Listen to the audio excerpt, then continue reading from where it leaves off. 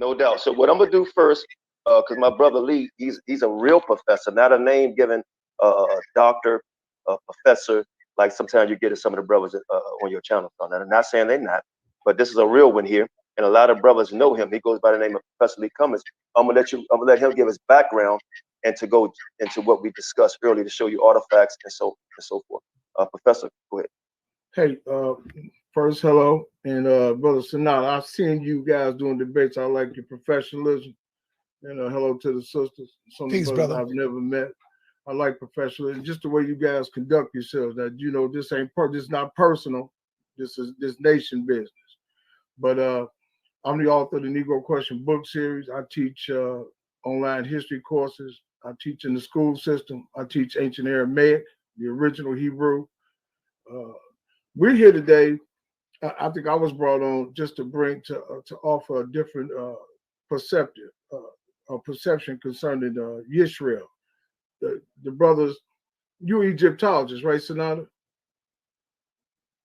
No, sir. I just study more on. I swing more towards Kemet than any religion. That's all. Okay, all right. So yeah, I'm not no Egyptian. I'm not Kemite. I just go that way more. So you in search of the truth. Yeah. Say that again. You said you in search of the truth. That's it. Yes, sir. Okay. I agree. I respect. That's the thing that's one of the things that we have to come to understand as a group of people that's seeking scholarship. That people sometimes, you go in a circle looking for the truth, and you find it, but you can't frown on people for seeking the truth. They got to start somewhere, right? So when we stop and we think about, people say there's no such thing as Israel outside the Bible. You know what I tell people? That's true. I'm a Hebrew Israelite, and I say that's true. Now, don't cringe. The reason I say that is because the letter I does not exist in the Hebrew alphabet. There's no such thing as Israel, but there's a such thing as Yisrael. And we can show you from all the ancient stones. I'm gonna present a couple stones to you that's gonna prove not only the name Yisrael outside the Bible, but King David, King Omri. We're gonna look at King Hezekiah, King Jeroboam, all these Yisraelites, and we're not gonna even use the Bible. We're gonna show you on these ancient stones. And so that's why I was brought. And then we're gonna incorporate some maps. One from 1723 that shows that the name of the original name of the slave coast was the Kingdom of Judah. And then in 1747, the Kingdom of Judah. We're going to show all that. And we're going to show you, see, this is the reason why they broke out with that square script. They didn't want us to know the truth. So I'm going to go right into it. We're going to use this stone right here. The first stone I'm going to pull up is called the Moabite stele. Now, this stele right here dates back, I'm going to have to hit a share screen, correct? Yes, sir. So let me hit my share screen, and then we're going to pull up this Moabite stele for you guys so you can see this screen. This is currently being held at this is the plaster version. Can you guys see my screen? Yes, sir. Yes, sir. Okay, now this is the Moabite stele. That has a carbon dating of anywhere from 850 to 720 BC. And you can see, I don't know who's, we got a couple of guys that have Aramaic on their hats. And so some of you guys are not going to be privy to the alphabet. But I'm going to start out with Israel. On this stone stele, on line 7, the name Yisrael is present. Clearly Can you use your cursor to show everybody, please? Yeah. Can you see it moving here, guys? Yes. Okay, here's the Yah, that's Y. Here's the Shin, that's SH. Here's the Resh, that's R. The Aleph, A. The Lamid, L. Yisrael. So when people say there's no such thing as Israel, I say, okay, you're right. But the correct name is what? Yisrael. So here's Yisrael on the stone stele written by the Moabites, and Moab was the son of Lot, which means he was also the seed of Shem. But that's line 7. Now we're gonna go to line 12. On line 12 right here, we get the name Arel David, Dawa, Dalet, here, Wal, Dalet, and then the Hey, which indicates it's a noun. This is a person. Arel Dawa. You can find David, King David, and you can find the name Arel, which is the city of David, in the 29th chapter of Isaiah. Somebody run there real quick just to verify that I'm not lying. Verse 1. Arel David. Now we're using this stone as a primary source, and we're only going to use the Bible, the King James Bible. And by the way, we have some people talking about there was issues with the Bible. No, that's not true. The oldest script, I'm gonna get back to the oldest Bible that we have in right now is what? The Septuagint, 323 BC. Then you had the Latin Vulgate, 380 AD, which is almost 2,000 years older than the King James Bible, and it's the same references, the same scriptures, the whole nine. So we could do that at a later date, but let's stay with this for now. On line 4 and 5, lines 4 and 5, we got King Omri. Here's O-M, An, I got my cursor going, An, Mem, Resh, Yod, Omri, MLK, king of what? Yod, Shin, Resh, Aleph, Lamid, Israel. Who is King Omri? He was king over the 10 tribes. You can find his name written in 1 Kings 16th chapter, the 21st through the 23rd verse. I'm moving right along. David's name, where we have talked about King David, David's name can be found in 2 Samuel, the 5th chapter, verses 4 and 5. Now, on line 5 of this stone, line 5, you got one of the tribes. Is that right, Lord? Line 5, line 5, we should have Gad. I don't see him on line. Here it is. Actually, it's on line 10. Line 10, you got the tribe Gad on this stone. We're using this stone as a primary source. Gamil, Dalet, G-A-D, Gad, on this stone. And so far, I have not used the Bible as a primary source. We used it as a what? Secondary source. You can find this written, Gad's name, the son of Yaqub or the son of Jacob, in 1 Chronicles, the 2nd chapter, the 1st and the 2nd verse. Now I'm going to introduce 3 tribes that's in the King James Bible, but we're going to bring them off this stone. I think on line 6, well, no. Gad built this city right here called Adarat. Gad, Yishbi, Razor Seed, Adarat, and Resh, Tal, Adarat. You find that there are 3 tribes that were living in Adarat. It mentions Gad because Gad built Adarat. But you can find this story about Gad, Reuben, and Manasseh in Numbers, the 32nd chapter, the 33rd through the 38th verse. And to give you an idea of what the tribes look like at this particular time, I did or did I? I didn't. That's okay. We'll get around to that. So now, what we're gonna do is we're gonna bring in some maps. This map right here. Do I have to do a new share? You guys see the map? No, I don't. No. You got to go out and come back in with a new share. Okay, cool. I'll do that right now. And try to give your brother some time too. Okay. Oh, we're gonna do that. No, I'm giving everybody like 10 minutes, sir. Okay, go ahead, Cornell. You got it. I'm on a mental timer. We got it. Yeah, I'm on a mental okay, Gag. You do it, Cornell. You got it. You got it. I'm on a timer. Here, check this out. I'm counting the time already. As far as Israel or Yisrael or Judah being in West Africa. Your screen is up. We see it. This map right here is dated 1723. You can find this map, British Museum. It's an authentic map. It shows that the name of this the kingdom was the Kingdom of Judah, and it's called the crowning of the Kingdom of Judah, 1723. So as early as 1723, the white Europeans knew that the original name of the slave coast was Judah. Now we're going to show you something else.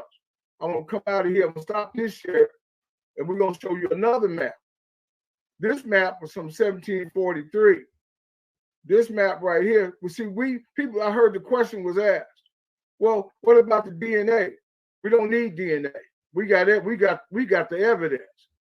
This map right here was created by Emmanuel Boehm. He was called the royal cartographer for two kings, King George and King Henry and King Louis XIV. This map was created in 1747, and the original name of the slave coast is called what? Kingdom of Judah, which means that everybody that went into what they call the diaspora or the Middle Passage, and then eventually came into the Americas and was spread out as what? It's Judah. We got the proof. Now I'm gonna show you something else that's a little more glaring than what we just looked at, if I can find it. But we have the Negro question. I pulled up one of the books that I wrote, the Negro Question Part 2. Can't find it, so I'm gonna do it again. I don't know how much time I got left. You got like 7 minutes. 5 to 7 minutes. Hey, I'm moving right along. The Negro Question Part 2. I'm gonna go ahead and we're gonna do a new share on this. We're gonna show you that there was a press release, a press publication from Louisiana State University. And what this does is it gave an eyewitness description from a slaver.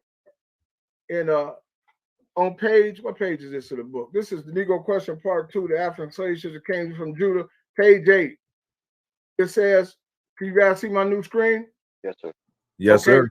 On page 8, Louisiana State University, the ships that came from Judah, title Creole New Orleans. I ain't gonna read all this. It says on page 67 of this publication are the notes of a white slave recalling the inventory of human beings on a cargo ship. Let's see what he writes. He writes that 16 slave trading ships arrived from the Senegal region. 6 ships came from Judah and landed at the mouth of the Mississippi. In 1731, 1 ship from Judah landed 464 slaves at the mouth of the Mississippi. So the government-sponsored school system has in its bowels an eyewitness document that proves that they were calling the slave coast the Kingdom of Judah. It don't get no play. People say, I heard the question that was raised. DNA. We don't need DNA. We got the artifacts and we got the maps. And we know that Judah was in the West Coast. The question was, well, what if he mixed with the Canaanites? Well, if he mixed with the Canaanites or the Hamites around him, every seed after its own kind. You all said male and female. We teach male, but we're not here for that. That's not the argument tonight. The argument tonight is Israel black? He's been black a long time.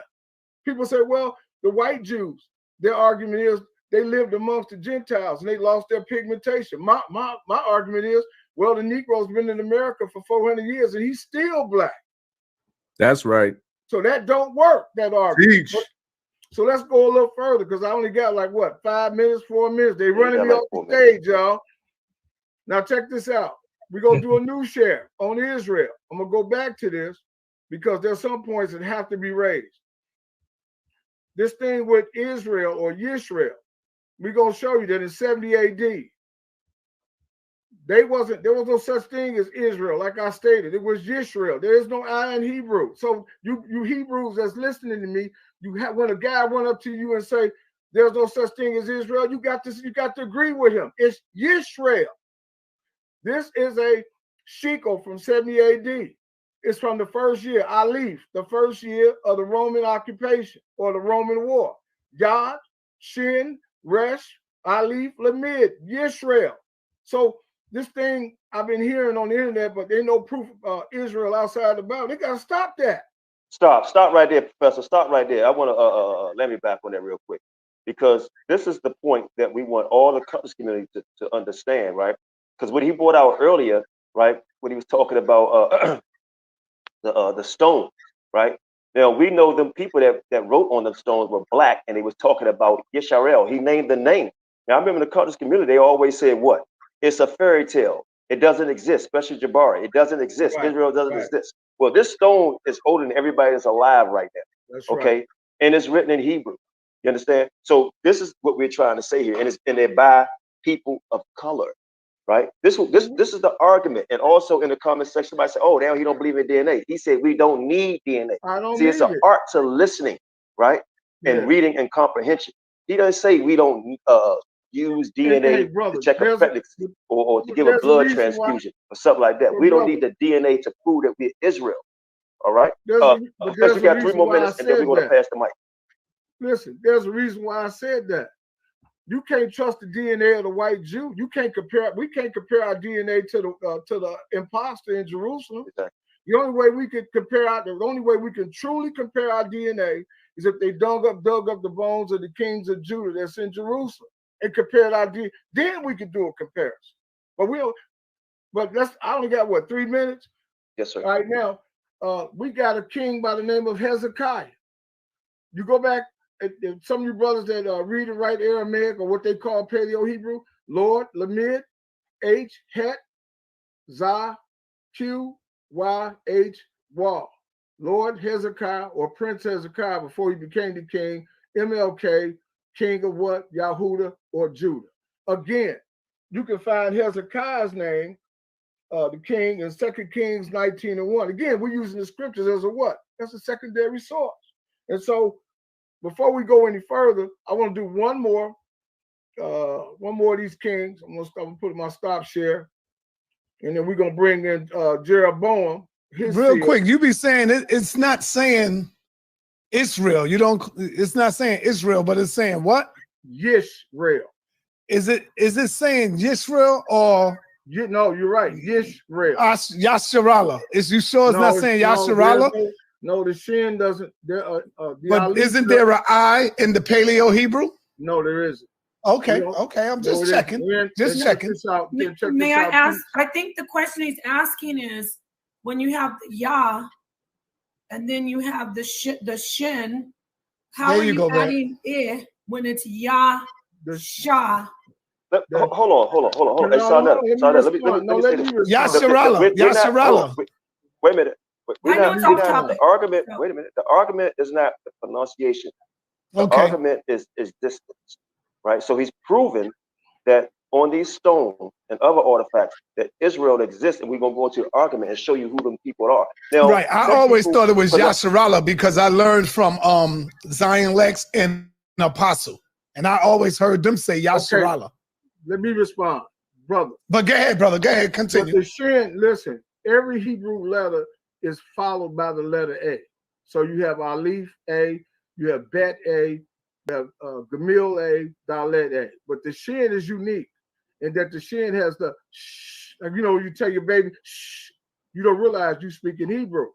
The shin is SH. It's not the Aleph does not follow the shin. So it's Yish Real. So tell them brothers to call me. Now check this out. Check this out. Now we're gonna look at one more seal. Hey, look, hey, sister. Hey, look, I'm never offended by a question because my thing is if you're a scholar, you should be able to answer questions. Right. And so I always this thing about people getting offended because somebody asked them something's wrong with the individual. I'm talking about me. So I'm qualified to answer questions. But let's go a little further in this. Yeah, I don't get offended. No, but the information I want to say, the information that the brother's presenting, if you could just stop this time, is very compelling information. I mean, it's obvious that I don't agree with the pronunciation, but that's not relevant right now. Right. The information is factual archaeological proof. Exactly. So we're not saying anything about that. Now, this brother said, I don't know that Hebrew is older there. Tell that brother that Aramaic and Hebrew is one and the same. Aram was the baby son of Shem. The land of Aram was where all Hebrews lived outside of Israel. So my whole thing is, before you bust them little remarks, you better do your little Google. Aramaic, Paleo-Hebrew, Ammonite, Moabite, Zarathustra, all that is what? Hebrew. Let's go. I got one. How many I got? 1 minute. They running me off the stage, y'all. I got 1 minute. I want everybody else on, then we can go back in. All right, here we go. And then somebody else could bring in Black Israel. But I proved to you from them maps. You can find those maps at the British Museum. Now I want to go in here and I want to find another artifact. King Jeroboam. I don't see him. Okay, well, I must have. Here he is. He's down here. Hold on. King Jeroboam. I'm gonna see if I got my new share up, and we're gonna show you. There he is right there. King Jeroboam was king over the 10 tribes. His name is written in ancient Aramaic, which dates back to within 100 years after the flood. Aram, the son of Shem. Aramaic, Joseph of Arimathea, that was Aram, and Jesus and Yeshua and them spoke Aramaic. Paleo-Hebrew, Aramaic is one and the same. You should know this. The guy that made the comment. That's right. This King Jeroboam or Jeroboam was king over the 10 tribes. And guess what? Here's proof of his existence. And we have not opened up the Bible yet, but you can find his name in 1 Kings 12 and 20. That's all. I think my time is up. No doubt. And real quick, Professor, I heard Sarnetta say, told, I think if Apostle somebody said, hey, you know, you can't use the Bible as the primary source. Mind you, you opened up using the Bible. We did not. Lee came with artifacts in the language. And like Paul said, he may disagree with the pronunciation, but what he's bringing out is facts. And so did Tazaria.